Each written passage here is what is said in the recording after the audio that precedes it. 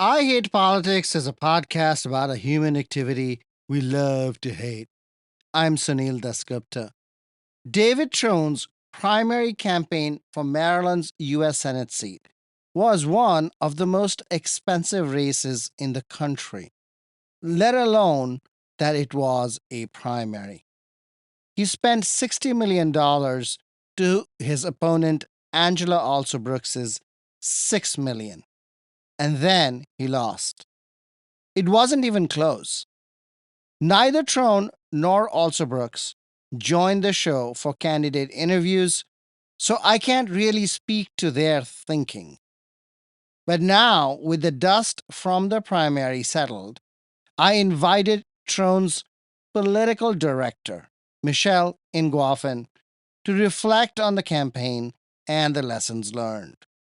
If David Trone is an outsider in Maryland's Democratic establishment, spending unimaginable money to make up for that status, Michelle Ngwafon is the consummate insider, having served on the Montgomery County Democratic Central Committee and the Maryland Democratic Party, and as a black woman in politics, somewhat unexpectedly pitching for a white man over a black woman.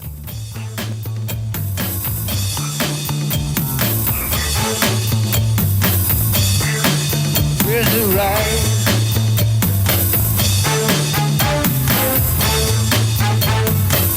All right now.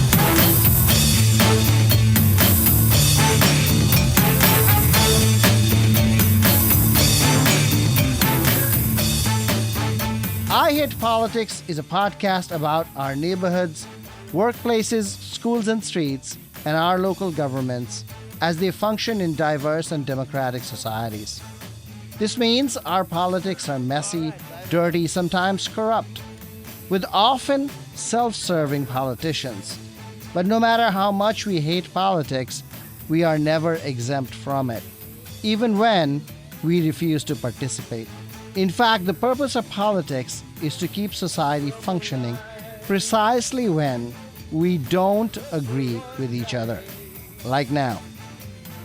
Music for this episode comes from Silver Spring rock and roll musician and writer Jon Brayton, who performs under the band name Myster Treefrog. The songs come from his latest album, Poke.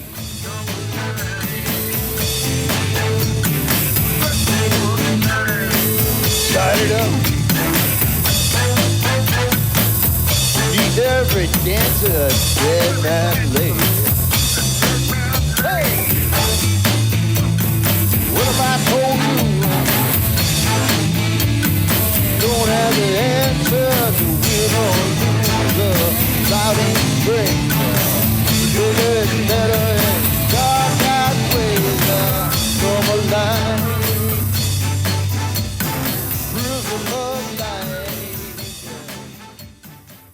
Michelle Ngwafon, welcome to I Hate Politics. Oh, thank you for having me. So I'm happy to be here.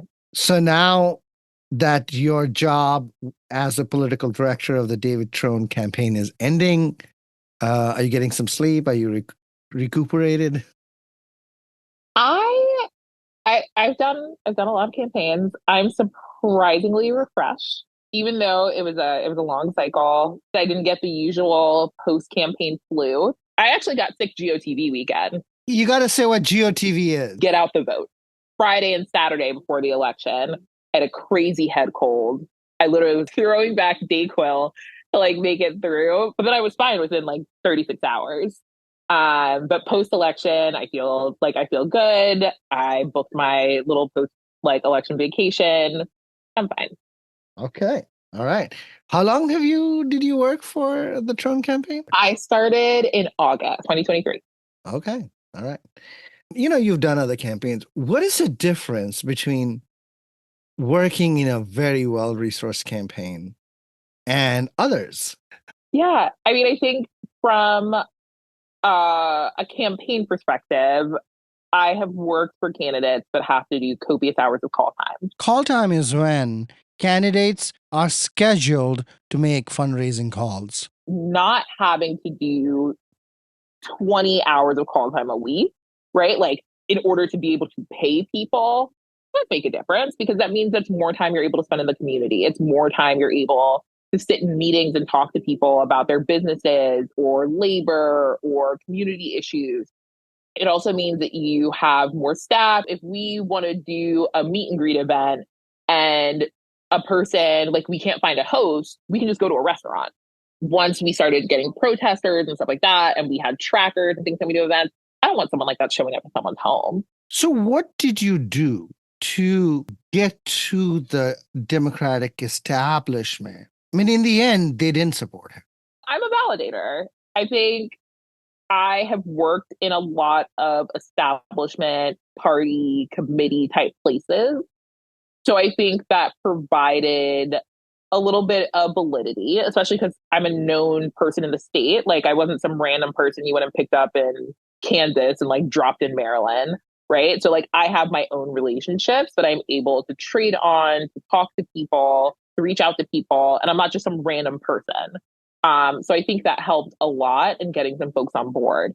And like the congressman does have relationships, right? So some of it is just like getting, like it was kind of like getting people off the off the sideline and being like, hey, like we need you. When I started the race, we were the underdog. He had a ton of money, a great deal of name recognition, two of the biggest things that we believe works in politics. He didn't start with a lot of name recognition.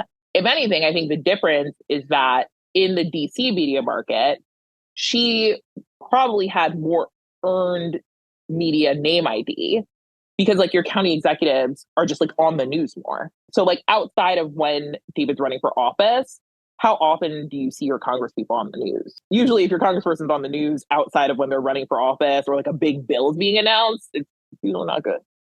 In the Baltimore media market, neither of them, like that is not where they live, that's not where they work. So they both have to build name recognition. So I'm not saying he remained the underdog because he obviously started spending and the race turned around and he was in the lead. At one point, we were in the lead by double digits. When I came on back in August and a week after I started, Van Hollen endorsed. And like a couple days after that, like this person endorsed and this person endorsed and this person endorsed. And at the time we weren't on TV. When Senator Van Hollen endorsed, my mom was not in the country at the time. She's retired and lives part-time in Cameroon because my family's from. She texted me and she was like, I don't know, Michelle, I really like Senator Van Hollen. I don't know what's going on. She's like, rough way to start a job. Speak to that. Speak to why and how the Democratic establishment did not in the end side with Trone. What were they choosing in effect? Our delegation is all men. This cycle gave us the opportunity to completely change our delegation.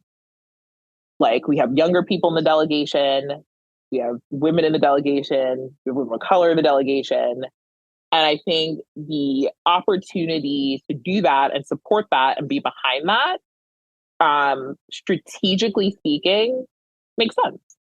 I think it makes sense for men who are in elected office to show like, I support women in office as my colleagues, as my friends, as my senator. Like I want more women in office. I want to change what our federal delegation looks like.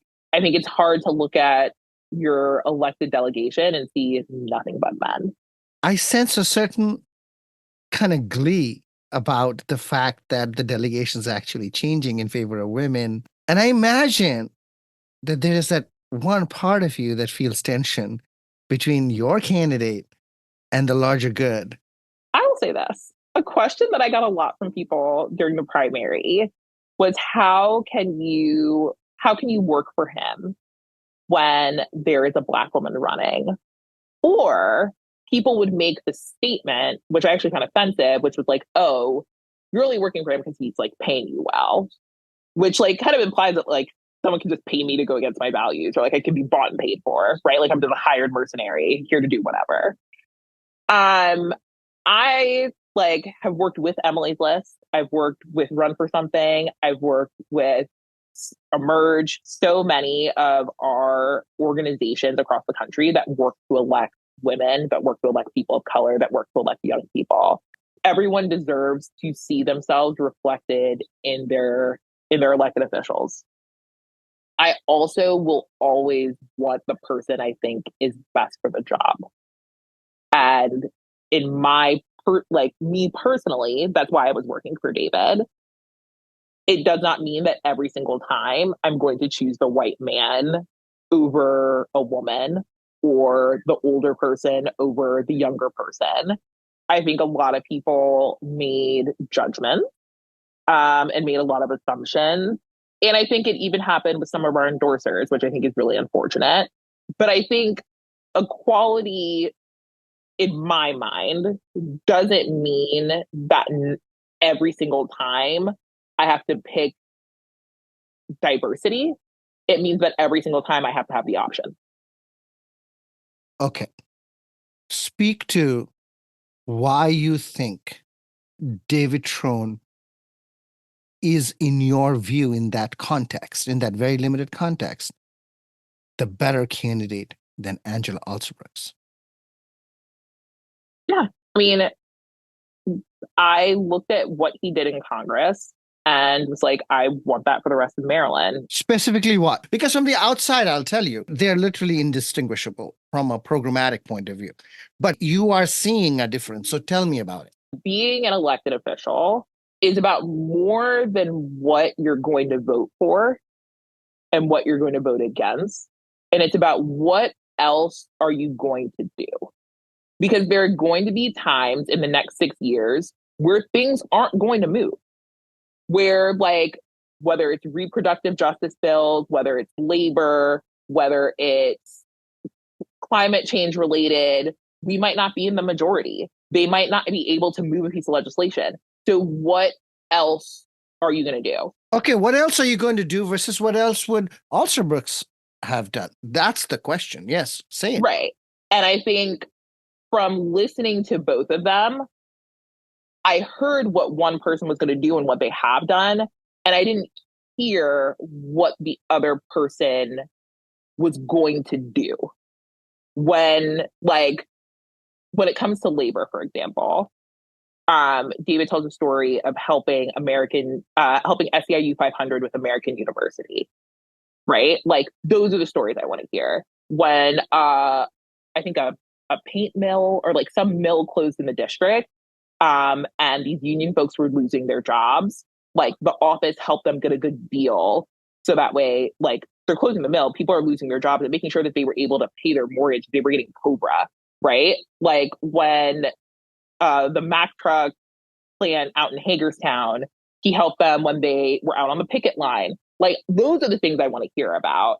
I know I don't think either of them, when it comes to voting, are going to be that indistinguishable, because at the end of the day, that's the thing with the Senate, that's the thing with the House. Like, you're going to vote however your leadership tells you to. And it is with rare exception that people don't do that. So what I want to hear is, what else are you going to do? What are the other ways you're going to help?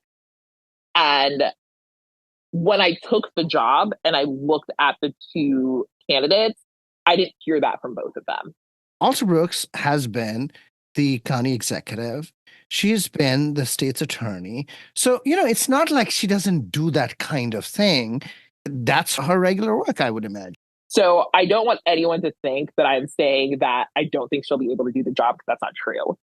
I think I thought about what is important to me when I think about the opioid crisis and drug overdoses and how that leads into so many different parts of our society.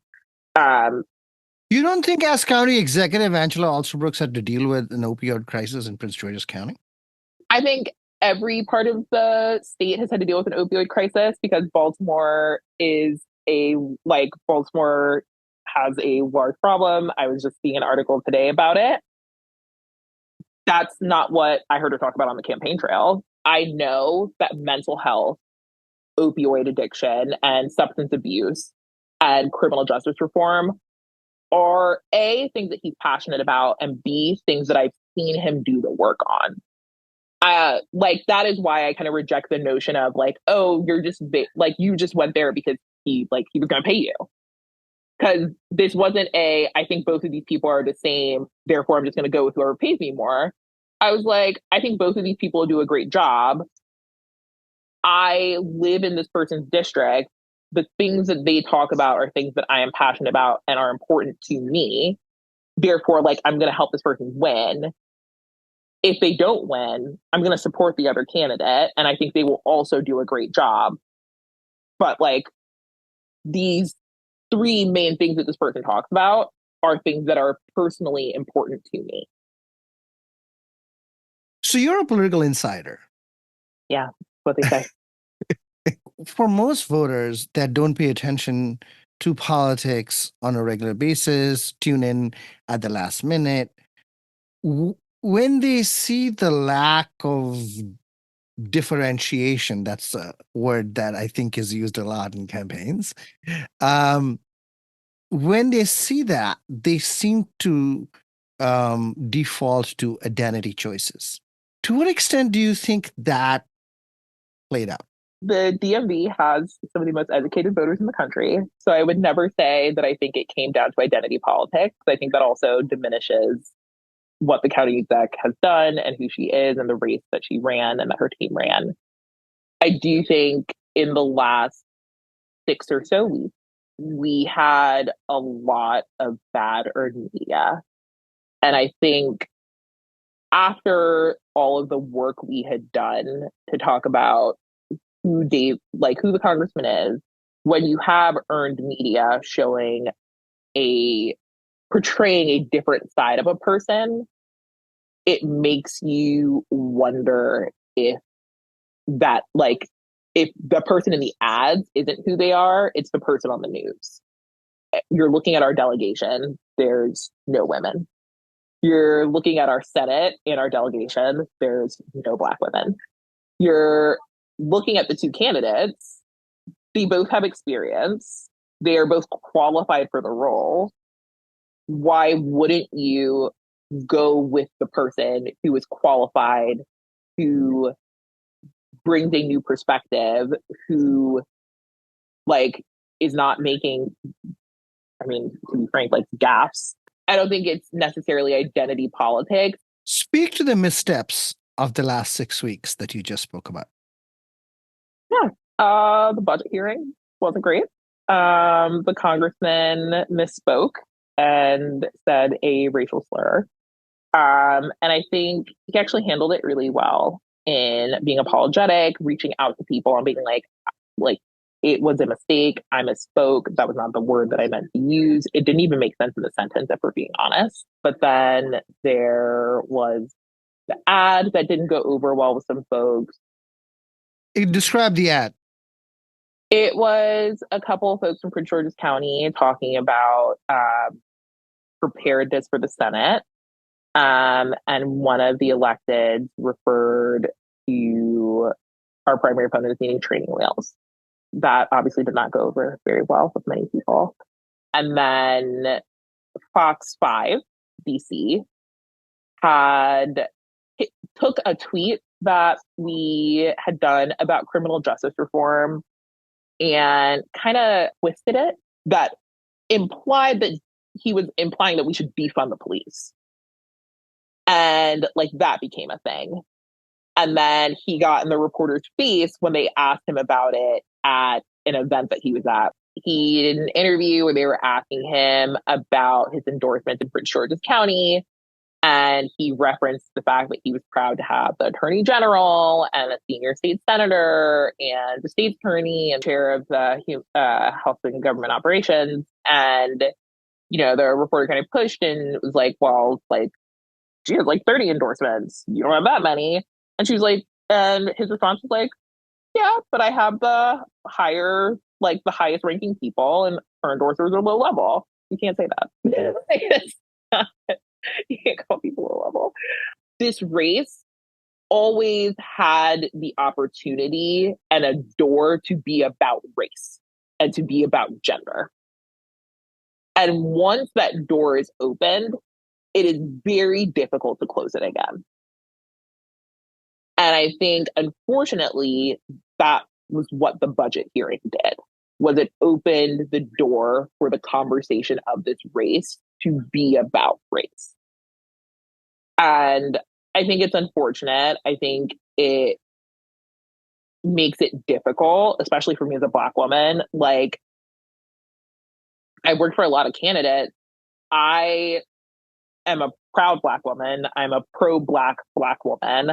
I'm not going up and defending anyone if they say something that appears to other people as being racist. Like, that's my hard line. Wow. Yeah, like if you misspoke, I will go to bat for you. If but if people are coming up and they are like, what you said is racist, I will clarify what you said. I will explain what you meant to say. But I can't, as a Black person, because if someone did this to me, I wouldn't be okay. Do I think that David Trone is racist? No. If someone comes up to me and says, I think this person is racist, I'm not like, it is my job to make sure that they understand who he is. It is not my job to tell them who he is. Like, that is the voters' job is to determine who they want. And I think they made a choice. You can't tell people of color if they feel a way about someone or they didn't like something someone said. It's the same with sexual harassment in the workplace. If someone says that they were sexually harassed, you don't get to tell them they weren't. If someone feels like something someone said to them is offensive, you don't get to tell people whether or not they get to be offended. And once you move a conversation away from legislation, away from the work, and you move into a conversation about race, about gender, it is very difficult to tell people how they get to feel. Were you personally conflicted after the comment that David Trone made? In the budget hearing, Yes. he misspoke. So I think it would have been different if it like slipped out, right? Like if it was like a hot mic moment or something like that, right? That's very different. But that's a weird word to use, not in usage commonly. So if Absolutely. you're not using that word in other contexts, I don't see how it escapes your mouth. I think that's fair. I mean, I think again, if you look at like the quote of what he said, the slur doesn't make sense in the sentence, right? So like the word does not fit the sentence structure of what was being said. So like everyone gets a mistake. You get like one time where you mess up, you did something you weren't supposed to do, and we get to say it was a mistake, and we move forward. I will say this: it was a long weekend for me. You're working for a rich white man, and I don't think it's a leap for people to assume that a wealthy white person has issues with race. So then when something like that happens, yeah, I spent the weekend getting text messages and emails from folks who were like, see, I told you. Or like, how could you work for that person? That's when people start to refer to you as an Uncle Tom, right? Like, that's when people start to say that you are only there because you're getting paid. Like, the white man is paying you well. And that's why you're sitting there and letting these things happen. If I were to leave at that point in the campaign, it would say to people that that is who he is. And that's why she's leaving. And I think that is something that you gotta keep, that is something that I had to keep in mind. How close were you to thinking about quitting at that point? Nowhere near it. That's just not the kind of person I am. Okay. So tell me, what would you have done differently in retrospect? I think that my team did a really good job with where a lot of them were when the camp, and where the campaign was. Because, like I said at the beginning, second weekend, Senator Van Hollen's endorsing, right? And we're the political team. A lot of the people that I know in the state, a lot of the people that I have relationships with weren't on our side. And I think on a lot of campaigns, you have people come from out of state, they do what they do, They don't care what relationships get burned. They don't care how, like, they're like, I'm here to help this candidate win. And if I got to burn down the state and rebuild it in order to do it, I'm going to do it and I'm going to leave. For me and a lot of folks on my team, we can't do that. We still live here. We still work here. We still want to have careers here. So it, like, the people who are endorsing our opponent, those are my friends. The people working for her are my friends. So I do care about how we talk about her, even as a Black woman. Like, I do care about how we talk about her. I do care about the things that we are doing, the way that we're moving within the state, because I'm friends with these people. I'm going to go get drinks with them. I'm going to go hang out with them. And I don't need people looking at me crazy. I don't want people looking at my staff crazy. And for some of my junior staff, they're going to want to get other jobs here. And I would never want a decision that was made without them to reflect on them. And I think my team did a really good job of being able to build relationships and of being able to kind of like make a way out of no way when you're in a county and like the county executive, like most of the city council, like the county council has endorsed your opponent. A lot of people don't want to like come out and support you. And they were still able to find people to build relationships, to do amazing events where we had like 150, 200, we had an event with 500 people. And that's just grit. That's just hard work. And I think I'm really proud of the work my team was able to do on that front. And I can tell that they did good work because even though we lost, people are asking about them. They want to know what they're doing next. They want to know if they need help. And I'm really thankful to my friends in the campaign space, in the Maryland space, who are wanting to look out for them. I think in terms of do differently, I think on campaigns, it's really hard to say because no one decision is the reason why anyone loses.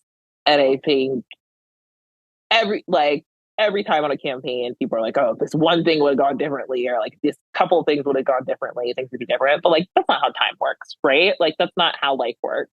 It's a culmination of decisions, a culmination of strategy, a culmination of actions that either work well or they don't. So I think things happened how they happened. I think the things that were within my team and I's control, we did a great job. We got a lot of endorsements at like the federal and state and local level. We got a lot of labor support. We had great support from the African diaspora, the Latino community, the AAPI community. Like we built a bridge where there wasn't one before. And that was what my team set out to do. And it's what they did. And things didn't turn out the way that we would have wanted. But as I told my team on election night, I wouldn't have changed a single thing that any of them did, even the times that they messed up. I want you to address this issue of money in politics. The general understanding of politics is that money rules. And yet we found money Did not didn't. rule. Yeah. Yeah. Campaigns do cost money. There are paid for lines on anything that a campaign prints. And if it's not a paid for line, it's a printed in house. There was a time in the United States that people bought elections. There were these political barons who literally would go up to people and give them cash and tell them who to vote for. That is not the case in the United States anymore. You can divide the amount of money spent by the amount of votes and use that to determine how much was spent per voter. 80% of self-funded candidates lose because it's not just about money. Money can get you name recognition. Money can get you events. Money can get you a lot of things. But this is not a country where you can actually buy someone's vote. You still have to put in the work. Money in politics, not in elections. And like, I'm not talking about money like spent, like self-funders, but money given to elected officials by companies and the influence that can have over said elected officials is a conversation that needs to be had. I don't think that every single elected official is affected by the people who give them money. I do think that in this country, if you are a business owner and your business is affected by state and local legislation, giving to those candidates is a way to open the door to them listening to you and what your needs are. The consequence of making that argument is that he acted pragmatically. Is he going to act pragmatically or by principle in the future? And that creates a cloud. I don't think they're the same thing. When I think about how he is as a business person, I think about how he treated his employees, right? His employees were 75% full time. His employees had health care. I don't think it is fair in a system where giving an elected official a check could be the difference between getting a meeting with them and them not returning your phone call, to say that it is a question of principle if that business owner decides to cut them a check. Because we're not doing anything to change the system which allows that to happen. Okay. What are your predictions for the general now? I think it's going to be difficult. I think this will be the first time in a very long time, probably before my parents even immigrated to America, that we'll have a competitive general election. And I think it is in the party of my heart's best interest to nationalize the Senate race. I think we have to make sure we do it in plain terms and then making it clear what it actually means. Like, Larry Hogan cannot go to the Senate and be an island of one. And even the Republicans who are considered more moderate, the Mitt Romneys, the Murkowskis, somehow when it comes down to it, when you're looking up the votes, they still find themselves voting with the Republican Party. And I think on the other end, Larry Hogan is going to try to be very strategic. This is someone who, the first time he won, used public finance. The second time, didn't even have to use most of his war chest. And there's going to be millions of dollars flooding into the state. Mitch McConnell said Maryland, I think it was second, third on their priority list. And I think he's going to try to localize the race and talk about, didn't you like me when I was governor? I'll do the same in the Senate. But being an executive and being a legislator are not necessarily the same thing. Michelle Ngwafon, seems like you're back home in the Maryland Democratic Party. I never left. Thank you. Thank you. This was fun.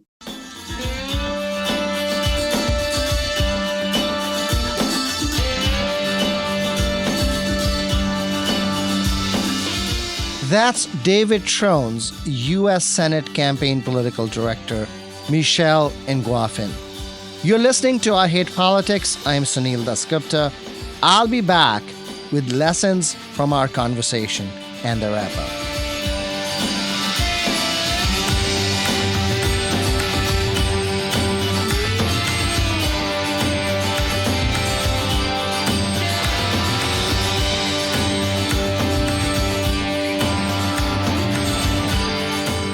What lessons can we draw from my conversation with Michelle Ngwafon, the political director for David Trone's U.S. Senate campaign?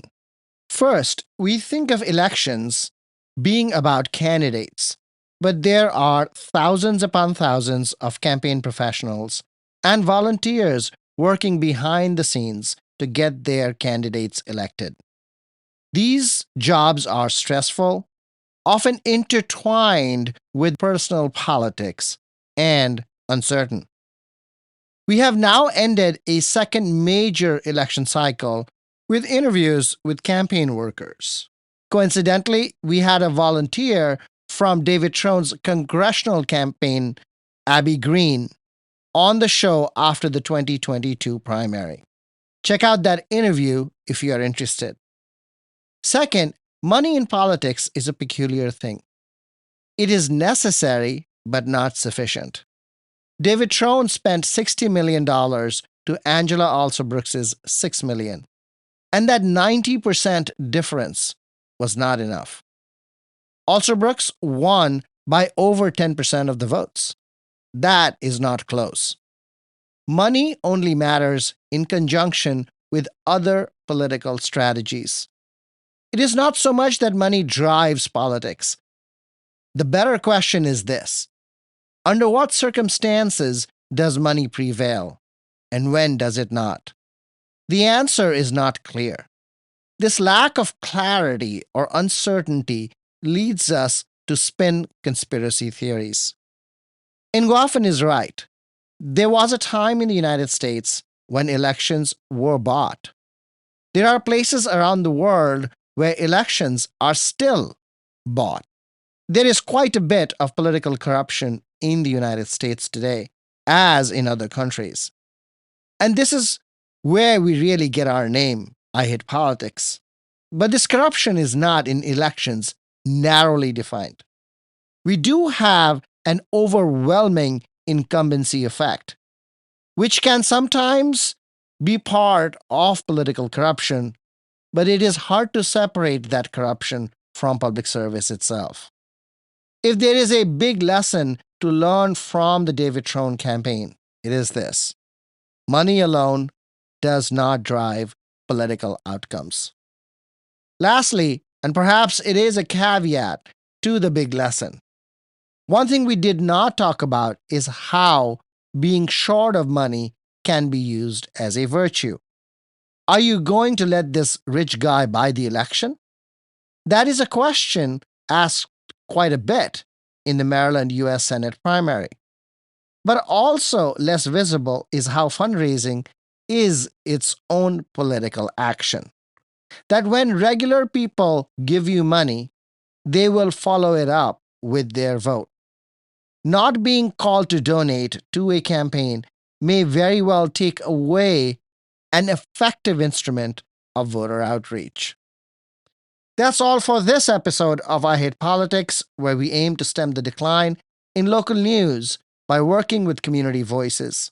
I Hate Politics is produced by me, Sunil Dasgupta, and assistant producers Daniel Galileo and Catherine Amaya Escobar, with support from University of Maryland, Baltimore County.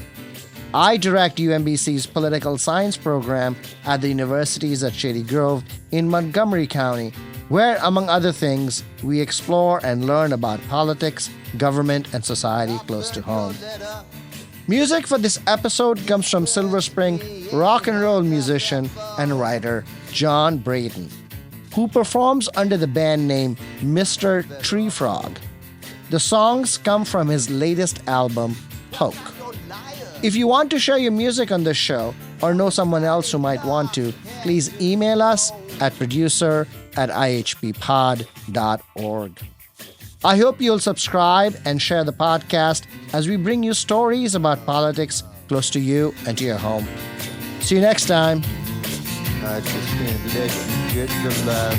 I just can't let you get the last.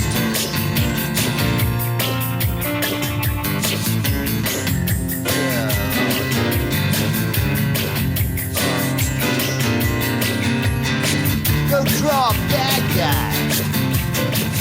Now take it safely to your TV.